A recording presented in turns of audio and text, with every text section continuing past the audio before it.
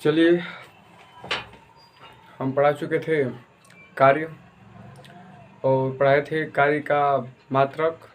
कार्य का मात्रक बताए थे कि कार्य का मात्रक जूल होता है, न्यूटन मीटर होता है, केजी मीटर स्क्वायर प्रति सेकंड स्क्वायर होता है। उसके बाद बताए थे कि अर्ग होता है और 1 जूल में कितना अर्ग होता है, 10 की पावर 7 अर्ग होता है, ये भी बता दिए थे। चलिए आगे देखते हैं।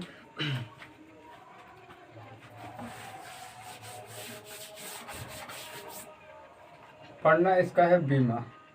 पहले तो हम लोग पढ़े थे कि किसी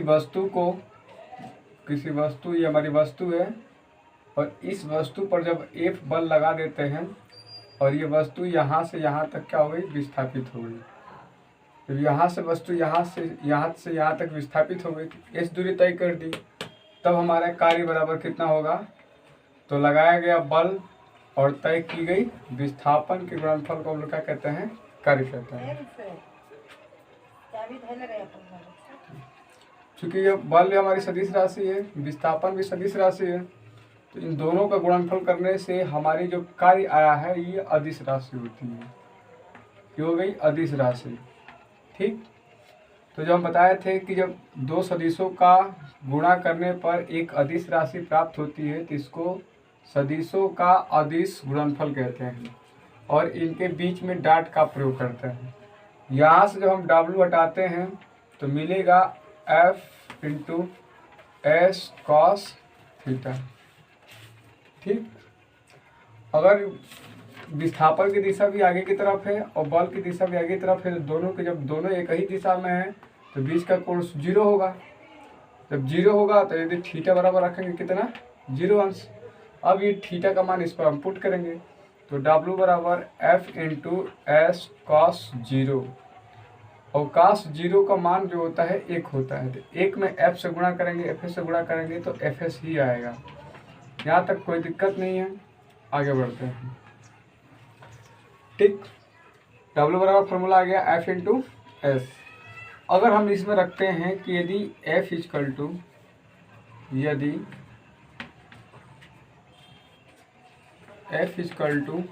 1 न्यूटन तथा S इक्वल टू 1 मीटर, तब इस दोनों का मान इसमें हम रख के देखते हैं। तो रखेंगे तो W इक्वल टू F का मान कितना है, 1 न्यूटन, तो लिखेंगे 1 न्यूटन इंटू S का मान कितना है, तो 1 मीटर है, तो रखेंगे हम लोग 1 मीटर। कोई दिक्कत नहीं है, आगे देखते हैं। 1 में 1 से गुणा करेंगे तो कितना हो जाएगा, 1 कम 1 ही होगा, तो W बराबर हो जाएगा 1 न्यूटन मीटर, 1 न्यूटन मीटर। और कल हम इसी को बताए थे कि 1 न्यूटन मीटर को क्या कहते हैं, जूल कहते हैं। तो कार्य का मात्रक हमारा एक आया था जूल। कार्य का मात्रक हमारा क्या होता है, यहाँ से कार्य बराबर आ गया 1 न्यूटन मीटर को हम लोग बोलेंगे 1 जूल। ठीक, कार्य का नया मात्रक आया था हमारा 1 जूल। कभी कभी एग्जाम में पूछ लेता है कि 1 जूल किसे कहते हैं। तो बताइए, हम वस्तु पर न्यूटन कितना लगाए हैं, कितना बल लगाए हैं, 1 न्यूटन का। इस वस्तु को हम लोग 1 न्यूटन का बल लगा दिए हैं और विस्थापन कितना तय किया हुआ है, 1 मीटर। जब हम इस पर 1 न्यूटन का बल लगाए हैं और वस्तु जो है 1 मीटर तक आगे विस्थापित हो गई है उसी की दिशा में, तब हम किया गया कार्य हमारा कितना होगा। तो वहाँ से जब हम इस 1 न्यूटन का मान रख दिए, 1 मीटर का मान रख दिए, हम लोगों ने सॉल्व किया तो आ गया 1 जूल। इसी को हम लोग 1 जूल कहते हैं। तो सीधा सीधी कोई पूछेगा कि बताइए 1 जूल किसे कहते हैं, तो कहेंगे यदि किसी वस्तु पर 1 न्यूटन का बल लगाने पर, यदि किसी वस्तु पर 1 न्यूटन का बल लगाने पर वस्तु 1 मीटर तक विस्थापित होती है। यहाँ बल लगा दिए 1 न्यूटन का, वस्तु 1 मीटर क्या हो गई, आगे चली गई। तो किसी वस्तु पर 1 न्यूटन का बल लगाने पर 1 मीटर तक विस्थापित हो जाती है, तो किया गया कार्य हमारा क्या कहलाता है, 1 जूल कहलाता है। आप समझा गए, क्या बोलेंगे, 1 जूल बोलते हैं।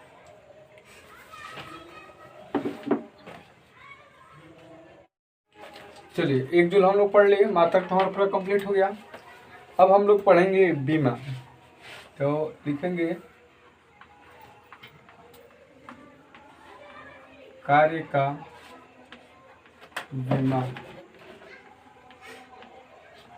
कार्य का बीमा देखेंगे तो फार्मूला बता चुके हैं, W बराबर F इंटू एस। ठीक है, इसको हम लिखेंगे तो W इक्वल टू F का बीमा क्या होता है, बल का बीमा। तो बल किसे कहते हैं, हम लोग जानते हैं द्रव्यमान गुणे त्वरण, यानी इसको हम बल को लिख सकते हैं कितना, द्रव्यमान गुणे त्वरण। द्रव्यमान को हम लोग m से प्रदर्शित करेंगे और त्वरण को a से, और ये अपने जगह पर s है, कोई दिक्कत नहीं है। W बराबर m का द्रव्यमान, द्रव्यमान का जो बीमा होता है वो होता है कैपिटल M। ठीक, आगे जो a का बीमा होता है ये होता है LT minus two, LT minus two, और ये कितना है, तो फिर से दूरी है और दूरी का बीमा क्या होगा, लेंथ होगा, यानी कि L हो जाएगा। ये हमारी हो गई L। अब देखेंगे W इक्वल टू M, और कहीं है नहीं है, छोड़ देंगे उसी तरीके से M। L और कहीं कहीं है, तो यहाँ एक L है, एक यहाँ L है, दोनों गुणा में है, इसका भी पावर 1 है, इसका भी पावर 1 है। जब गुणा होगा तो बेस समान है तो घात जुट जाएगा, एक और दो कितना हो जाएगा, एक कितना हो जाएगा, दो। L पर कितना हो गया 2, और क्या बच गया T, तो T यहाँ बच गया T, और कहीं है नहीं, तो T के पावर कितना हो गया -2। तो ये कार्य की क्या हो गई, बीमा हो गई, कार्य की बीमा।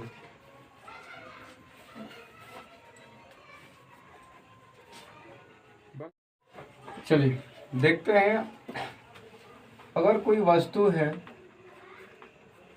तो इस पे दो तरीके से बल लगता है। एक तो हमारा मन है कि अगर हम एक बार बल लगा दिए, 5 न्यूटन का हम लोग क्या कर दिए, इस वस्तु पर अगर बल लगा दिए, ठीक, तो ये हमेशा क्या होगा, 5 न्यूटन ही बल लगेगा, ना 5 से 4 होगा और ना ही 5 से 6 होगा, इसमें कोई परिवर्तित नहीं होगा, ये एकदम फिक्स है। इसलिए इस बल को क्या बोलते हैं, नियत बल, नियत बल कहते हैं। ठीक, और एक होता है अगर हमारे पास कोई वस्तु है और इस पर हम लोग बल लगाते हैं, ठीक, तो अगर हम किसी वस्तु पर बल लगाते हैं तो हमारा जो बल का मान होता है वह नियत नहीं होता है, फिक्स नहीं होता है। 1 सेकेंड के लिए हम लोग 5 न्यूटन का बल लगाए, फिर अगला जब दूसरा सेकेंड हुआ तो हमारा बल कितना हो गया 6, फिर जब अगला हुआ तो कितना हो गया हमारा 7 न्यूटन का बल लग गया। ऐसे धीरे धीरे क्या करते हैं, बल बढ़ाते रहते हैं, या फिर इसको घटा भी सकते हैं, 4 न्यूटन का या फिर 3 न्यूटन का। इसका मान हमेशा क्या हो रहा है, परिवर्तित हो रहा है, चेंजिंग हो रहा है। जैसे अगर मान लीजिए स्कूटर, मान लीजिए मोटरसाइकिल हम चलाते हैं, तो उसको स्पीड बढ़ाने के लिए अगर स्टार्टिंग बाइक स्टार्ट करते हैं तो स्टार्टिंग में उसकी चाल बहुत धीरे होती है, और जैसे जैसे हमको तेज जाना होता है तो वैसे वैसे हम लोग गियर क्या करते हैं, एक्सीलेटर चापते रहते हैं। जब एक्सीलेटर लगाते रहेंगे तो धीरे धीरे उसकी स्पीड क्या होगी, बढ़ती रहेगी, यानी उसका चाल धीरे धीरे क्या हो रहा है, बदल रहा है, परिवर्तित हो रहा है। लेकिन एक क्या होता है कि मैक्सिमम अगर 60 पर या 40 पर जाकर हम लोग स्थिर हो जाते हैं, अब उससे आगे नहीं भगाते हैं। तो जब स्टार्टिंग में भगा रहे थे, चला रहे थे, तो वो हमारा क्या हो गया, परिवर्तित बल हो गया। और जब 70 या 60 पे जाने के बाद हमारा क्या होता है, क्लच पकड़ के उसे चलाते रहते हैं, कोई बढ़ाते बढ़ाते नहीं है, तो वो हमारा हो गया नियत बल। तो बल दो तरीके से होता है, एक नियत बल होता है और दूसरा परिवर्तित बल। जब बल का मान हमेशा क्या होगा, चेंजिंग होता रहेगा, तो उसको बोलेंगे परिवर्तित बल, परिवर्तित बल बोलते हैं, परिवर्ती बल। और इसमें क्या होगा, जब बल का मान चेंजिंग नहीं होगा, एकदम फिक्स रहेगा, तो उसको बोलते हैं हम लोग नियत बल। इस तरीके से हमारे पास दो बल हो गए, तो कार्य भी कितने होंगे, दो। पहले हम पढ़ेंगे नियत बल द्वारा, फिक्स बल द्वारा हम लोग पढ़ेंगे, बाद में एक बार हम देख भी लेंगे कि जब बल का मान नियत ना हो। अभी हम जो भी पढ़ेंगे, चलिए अब हम पढ़ेंगे, जब किसी वस्तु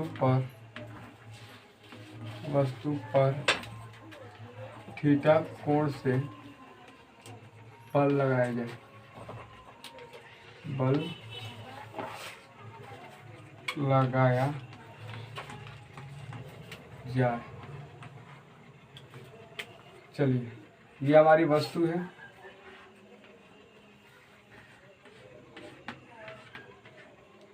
और ये इसके क्षैतिज तल से हम लोग थीटा कोण पर बल लगा रहे हैं। ये हमारी वस्तु है और वस्तु पर हम लोग थीटा कोण से बल लगा रहे हैं। तो जब बल लगाएंगे तब विस्थापन क्या होगा, इधर होगा। यहाँ से वस्तु कहाँ आ गई, यहाँ पे आ गई। विस्थापन कितना हुआ, s। हम लोग बल लगा दिए कितना, F, और कितने कोण पर, थीटा कोण पर। ठीक है, तो इसको दो घटकों में तोड़ेंगे। जब दो घटकों में अगर हमारे पास ये बल है और हमारे पास सदिश वेक्टर ए है, तो इसको दो घटकों में तोड़ते थे। एक तो क्षैतिज में ऊपर ऊर्ध्वाधर में, तो अगर क्षैतिज में तोड़ेंगे x अक्ष, ये y अक्ष, तो ये इसके साथ थीटा कोण बना रहा है।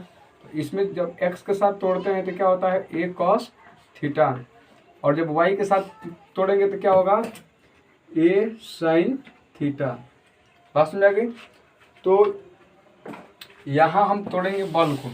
तो अगर हमारे पास बल है तो हम बताए थे कार्य की डिफिनीशन में ही कि वस्तु को, अगर किसी वस्तु पर बल लगाते हैं तो बल की दिशा में तय की गई विस्थापन को, जिस दिशा में बल लगा होगा उसी दिशा में क्या होना चाहिए, विस्थापन होना चाहिए। तो उसी को हम लोग कार्य, उनके गुणनफल को कार्य कहते हैं। अगर इसको दो घट, इसकी दिशा इधर हो गई, इसकी दिशा इधर हो गई, दोनों एक डायरेक्शन में नहीं है। जब दोनों एक डायरेक्शन में नहीं है तो इसको हम लोग क्या कर सकते हैं, तोड़ सकते हैं, वियोजित कर सकते हैं। अगर बल F है तो इधर हम क्षैतिज में तोड़ेंगे, एक अक्ष से काम करेगा, तो इधर तोड़ेंगे, थीटा कोण बना रहा है तो ये हो जाएगा हमारा F cos थीटा।